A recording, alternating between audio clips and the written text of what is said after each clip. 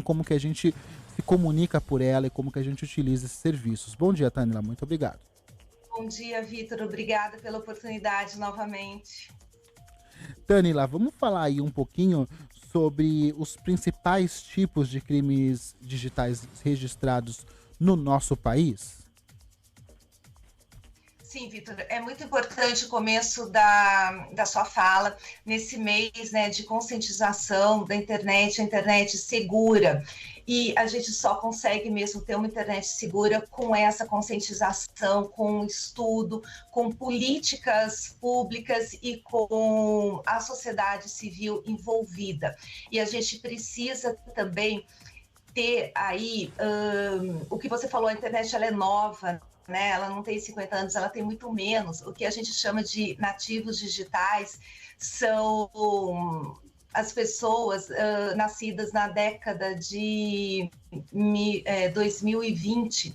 Então, se você for ver, é muito recente, a gente está tendo que aprender a lidar com isso muito rápido, e as divergências são grandes, né? Porque a maioria da camada da população não é nativa digital.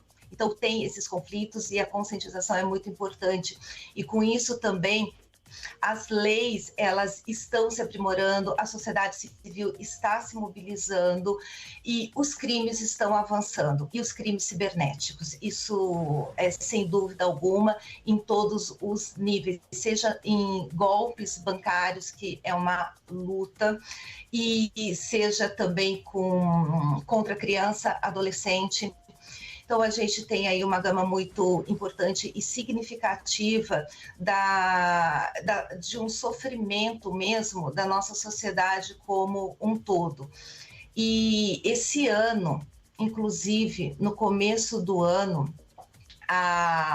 teve a lei 14.811, né, agora de janeiro, que ela já entrou em vigor, ela criminalizou vários tipos de ações feitas pela internet, inclusive com aumento de pena se praticada no ambiente de internet. Aumento de pena, por exemplo, se praticada pelo administrador daquele grupo. Então, a gente está vendo, sim, um movimento muito positivo e significativo da sociedade e do poder público. E acho que a gente podia, sim, falar um pouco sobre isso, porque é uma lei muito recente, nem todo mundo tem conhecimento ainda.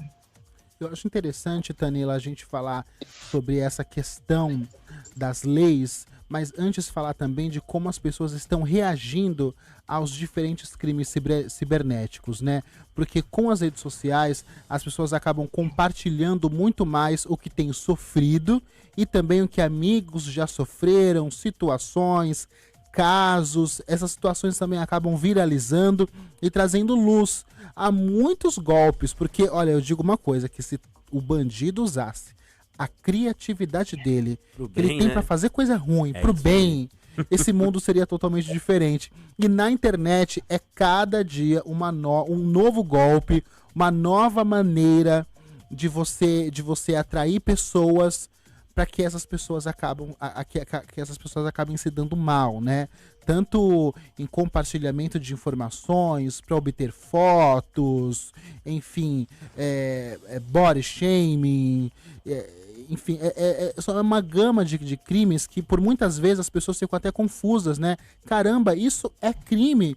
Então isso que é o mais interessante, é que a cada dia que passa nós estamos descobrindo mais coisas e as pessoas estão ficando ainda mais revoltadas com o que tem acontecido. Então as vítimas deixaram de ser julgadas por muitas vezes. No início da internet a gente via muitas pessoas sendo julgadas no sentido de: caramba, como você deixou isso acontecer? E agora não.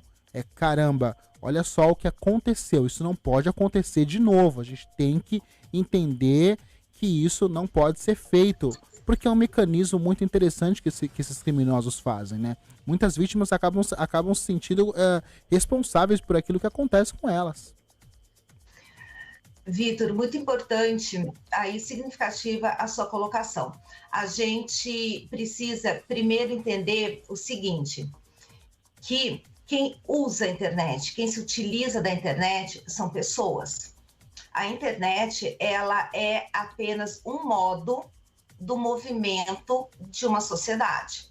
Então, essas pessoas que se utilizam da internet, elas precisam saber, entender e se informar que devem agir assim como não no mundo virtual. Então, a ética, a moral, os bons costumes, eles devem também estar previstos na internet, nessa utilização.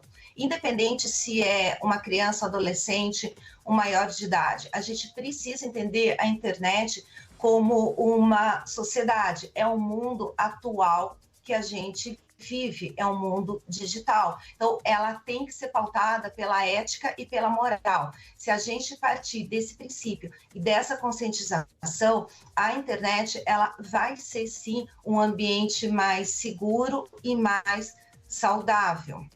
Em contrapartida, vítima é vítima, e é isso que a Anvinte luta desde que ela foi criada. A gente não pode revitimizar a vítima, a gente não pode acusá-la, e a gente precisa ampará-la para que ela não seja mais vítima e para que também tenha a consciência digital e saiba se proteger, porque quanto mais informação, mais as pessoas vão estar protegidas e não vulneráveis. Só para a gente ter uma noção em relação à legislação brasileira, né? Você chegou a comentar que ainda é muito branda, ineficiente em relação a alguns crimes que acontecem no nosso país, mas como a associação ela tem trabalhado para mudar esse panorama, né? Para ajudar ainda mais as vítimas dos crimes cibernéticos? O que acontece é o seguinte, a gente busca, a gente se informa, a gente notifica e judicializa práticas que não condizem com os atos que devem ser feitos numa sociedade. Ou seja, se há algo como prática ou suposta prática de algum abuso contra criança e adolescente, há as denúncias. Se há fake news, desinformação, a gente faz as denúncias diretamente nas plataformas, e quem está cometendo esses atos, para que esses vídeos, né, que como você bem disse, eles viralizam, eles são compartilhados muito nas redes. E o que acontece? Quanto mais você vê aquele vídeo, se todo mundo está compartilhando, parte-se da premissa de que ele é verdadeiro. Isso é muito ruim, isso é muito errado. Então, você acaba compartilhando desinformação. Então, a Anvinte também, ela atua nessa parte de prevenção, de derrubar esses vídeos que eles não são verdadeiros. E também com as informações para prevenir golpes, né? Então, a gente, é óbvio que quem pratica esses atos, ele sempre acaba estando na frente nossa. As leis, inclusive as leis que criminalizam várias práticas de internet, elas vêm pela necessidade mesmo da sociedade, pelo que a sociedade está sofrendo com isso. Então, a gente precisa sim ter leis mais rígidas, leis que façam com que as pessoas entendam o que é um crime, o que pode ser caracterizado um crime, e a pena, porque tem pena de reclusão. Então, assim, você não pode ir navegando a qualquer custo. Você não pode ir compartilhando dados, informações, voz, imagem, de qualquer forma. Isso pode ser caracterizado como crime e tem consequências. Então, é isso que precisa a sociedade, como um todo, precisa se informar, precisa entender os limites que ela vai atuar dentro de uma rede social, dentro de um computador, no recebimento de fotos. Você não pode, se você recebe qualquer tipo de foto que ela pode ser caracterizada como um ato criminoso, um delito, você precisa entender que aquilo pode ser criminalizado e você pode ser responsabilizado criminalmente por isso. Então, isso precisa ser divulgado, as pessoas precisam ter essa conscientização para que essa internet, para que a gente consiga conviver de uma forma mais mais coerente, mais humanizada na internet. Uma coisa que a gente precisa entender também, que a gente precisa lembrar, no caso, é que o botão do compartilhar, ele também é conivência. Porque quando a gente compartilha uma coisa que alguém colocou ali nas redes sociais, e você não sabe se isso é verídico. A gente tá aqui na Baixada Santista, a gente teve casos, teve um caso de uma mulher que foi brutalmente espancada, porque toda uma comunidade, exatamente, ela foi espancada, assassinada no Guarujá, porque as pessoas pensavam que ela era uma bruxa. Isso, enfim, o que aconteceu ali na vida real acontece todos os dias nas redes sociais. As pessoas começam a apertar o botão do compartilhar e acabou. A partir do momento que uma pessoa compartilha, vai compartilhando. E hoje você tem, por exemplo, no X, no antigo Twitter, você tem ali a possibilidade de ver de quantas pessoas esse post atingiu. E tem vezes que são 30 milhões de pessoas que uma postagem só alcança. É algo inimaginável. É algo inimaginável. Então a gente também tem que tomar cuidado com o botão do compartilhar, tanto nas redes sociais, como nos aplicativos de mensagens instantâneas, como WhatsApp, Telegram. Cuidado com qual grupo a gente entra, porque isso diz também muito sobre nós, como seres humanos, né? O que eu estou compartilhando? Por que eu estou compartilhando isso? O que me leva a compartilhar isso? É esse questionamento que cada um deve se fazer, né? O que faz o que está por trás desse compartilhamento? O que ele diz sobre mim? Por que eu vou compartilhar isso? É igual uma vez a gente estava conversando aqui sobre as pessoas que acabam se acidentando ou falecendo na rua devido a algum acidente, e muitas pessoas já sacam os seus celulares para fazer imagens, e essas imagens elas são compartilhadas em grupos. E recentemente, ano passado, né, teve um jornalista que morreu no Guarujá. Ele era candidato a prefeito da cidade, e a imagem do seu corpo foi amplamente divulgada, sem tarja, sem, enfim, nenhum tipo sem borrão nenhum, em vários grupos de WhatsApp. E eu fiz esse questionamento: como que a família vai, ao ver isso, ao ver isso que está sendo compartilhado, nenhum pai, nenhuma mãe quer que o filho seja lembrado por isso. Então a gente tem que tomar cuidado com o botão do compartilhar. É isso que essa deve ser a mensagem sempre, né? Também. Sim, Vitor, sabe que a internet, ela é a nossa vida real. A gente não sobrevive, a gente não vive mais sem os nossos grupos, sem os nossos acessos, sem as nossas reuniões, audiências online. Então, é algo do nosso cotidiano, é algo que faz parte da nossa vida. O celular, ele está sempre na nossa mão, e é dessa forma que a gente está vivendo e vai viver aí. Então, a gente precisa sim entender a dor do outro, o que o outro está sentindo, e saber que você pode ser sim responsabilizado. Quando você fala de WhatsApp, de grupos de WhatsApp, os administradores, eles são responsáveis por aquilo que está no grupo que eles administram. Então, muitas vezes, o que a gente percebe? Coloca todo mundo, né? Cria-se um grupo e coloca todo mundo como administrador, porque é legal, não vai deixar ninguém de fora, né? Então tem essa mentalidade, pouco de consciência digital do que é ser um administrador de grupo. A gente pode fazer um paralelo aí bem singelo, como um administrador de uma empresa. Então, ele tem, sim, responsabilidade. Então, todos aqueles admin, eles são responsáveis pelo que o grupo, pelo que chega até o grupo, não necessariamente o que foi compartilhado, mas o que chega.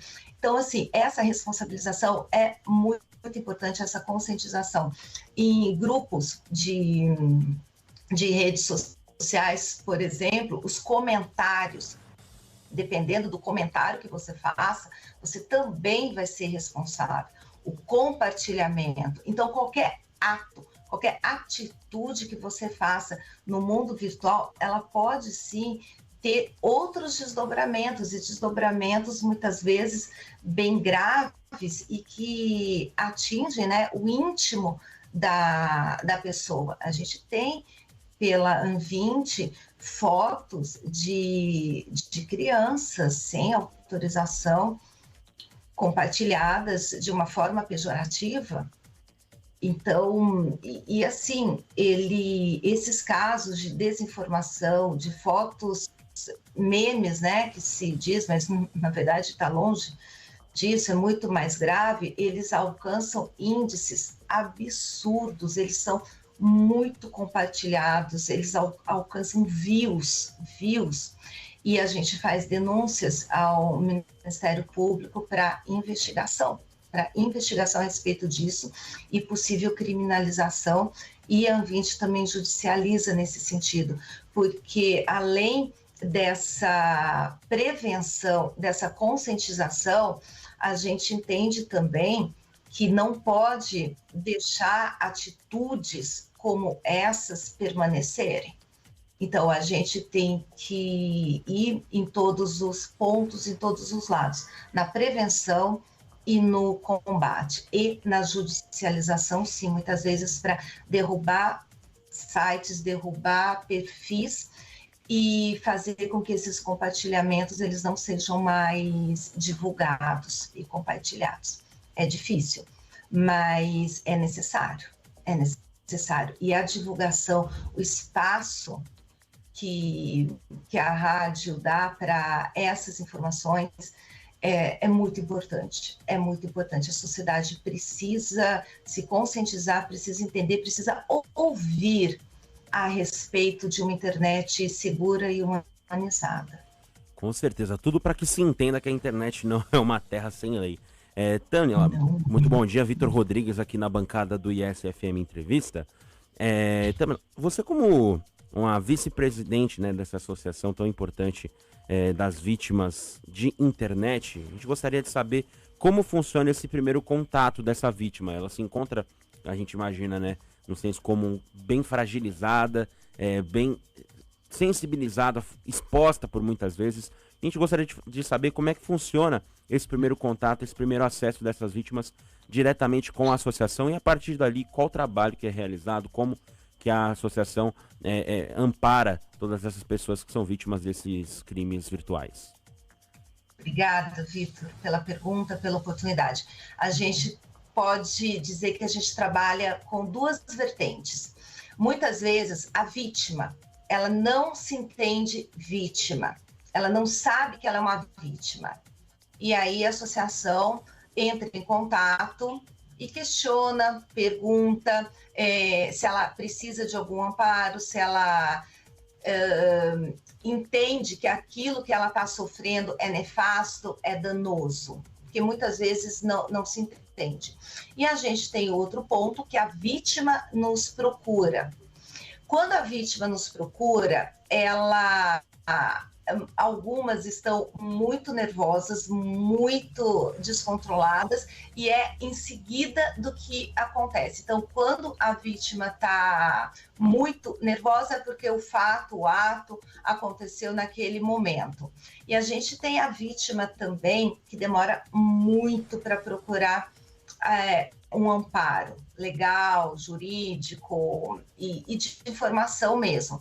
Essa vítima, ou ela demorou para entender que era vítima, ou ela ficou mesmo paralisada e sem conseguir agir. A gente percebe muito isso nos golpes financeiros. A vítima de um golpe financeiro, muitas vezes, ela se fecha e ela tem vergonha. Ela tem vergonha de expor e muitas vezes também ela não pede ajuda. Então, é uma outra luta nossa também para que a vítima se apresente, para que a vítima, de alguma forma, se fortaleça. E a gente faz todo esse trabalho de fortalecimento da vítima, de entendimento do que essa vítima está passando, como que chegou a esse ponto e o que ela pretende. E o que ela pretende com isso? A reparação, a a indenização, o não compartilhamento, ou que as fotos não sejam mais divulgadas. Então, assim, tem vítimas que têm muita vergonha, são vítimas de crimes sexuais mesmo, praticados pela internet. Então, a gente tem uma gama aí, é muito triste, sabe, Vitor, o que a gente vivencia. E a gente tenta, primeiro, restabelecer a dignidade dessa vítima, o fortalecimento dela, porque só após isso a gente consegue atuar de uma forma mais eficaz para a garantia dos direitos dela. E Tanila, como que a gente pode informar o nosso ouvinte sobre os cuidados que ele deve ter ao usar a internet para que ele não acabe sendo vítima de um crime cibernético? A gente sabe em relações já aos crimes que estão ligados a bancos, a senhas, que as pessoas têm que ter um cuidado maior.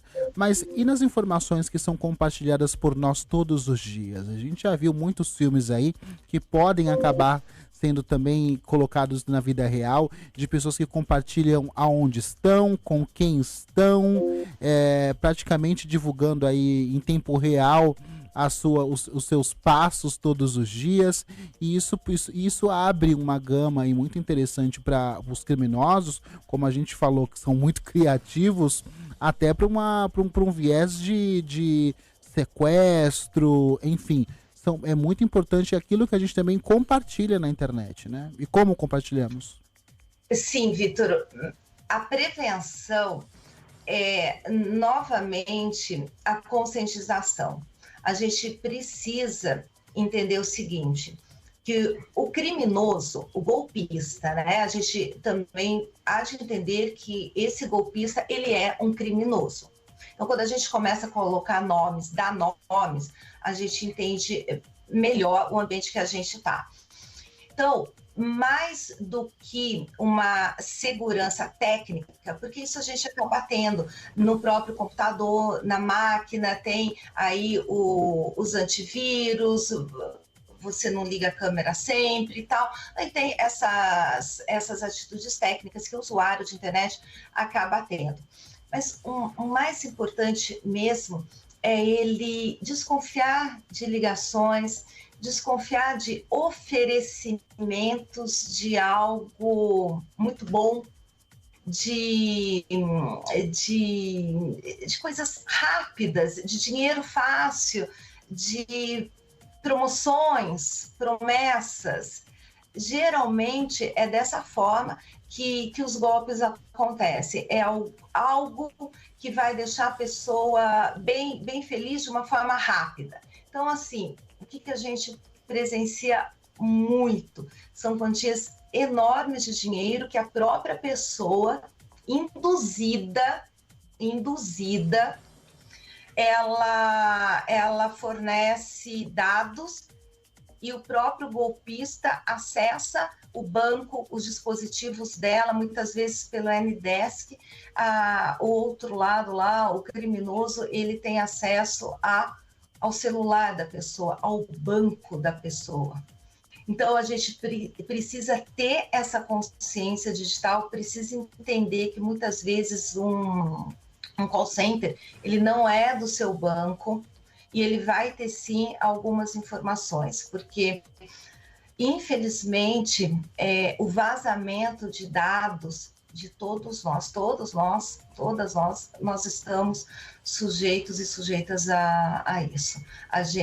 Aos nossos dados estarem aí vazados de uma forma inesperada, que a gente, muitas vezes, nem sabe. Então, isso a gente precisa saber. Se tem uma vantagem, um ingresso de um show muito barato, desconfia. Uma casa de aluguel num preço muito bom, desconfia. É isso, porque o golpista, ele age com o emocional da pessoa, ele age com o imediato.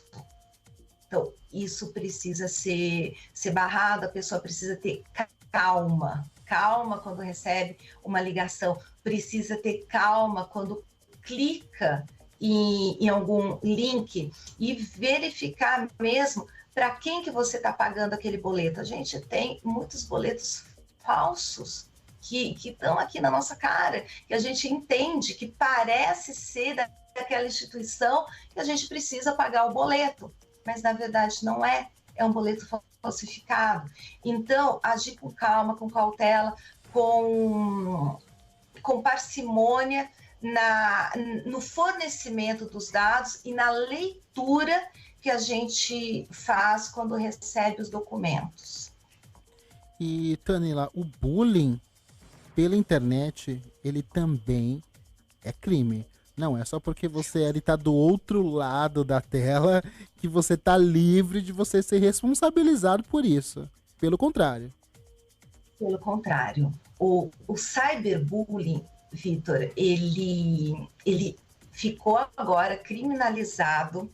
O Código Penal tem um novo artigo, uma nova letra no artigo 146, que é a letra A, que criminaliza a prática de bullying.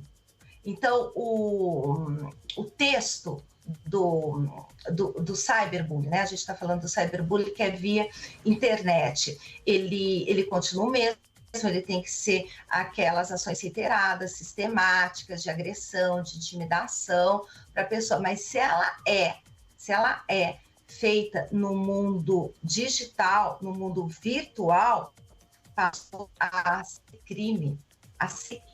E o mais importante disso é a pena de reclusão é de 2 a 4 anos e mais multa.